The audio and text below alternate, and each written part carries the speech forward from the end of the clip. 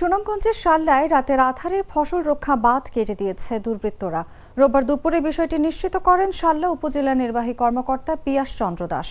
উপজেলা প্রশাসনের তথ্য অনুযায়ী হাওরের ফসল রক্ষায় পানি উন্নয়ন বোর্ডের নির্মিত উপজেলা উৎকল হাওরের নিয়ামতপুর ও জয়পুরের মধ্যের বাঁধটি কেটে দিয়েছে দুর্বৃত্তরা। এতে ছায়ার হাওরে পানি প্রবেশ করছে।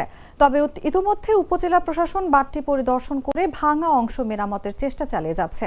সেই সঙ্গে এর সঙ্গে জড়িতদের খুঁজে আইনের আওতায় আনা হবে জানিয়েছে প্রশাসন। শাল্লার ইউএনও পিয়াস চন্দ্র দাস বলেন, ছায়ার হাওরে জলাবদ্ধতায় কিছু ধান নষ্ট হয়েছে, তবে অধিকাংশ ধান কৃষকেরা কেটে ঘরে তুলেছেন।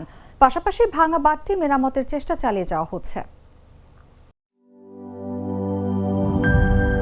সব সমস্যার সমাধান হবে এই সস্তা কেবল বদলে বিজলি কেবলস লাগালে। বিজলি কেবল, নিরাপদ আজীবন।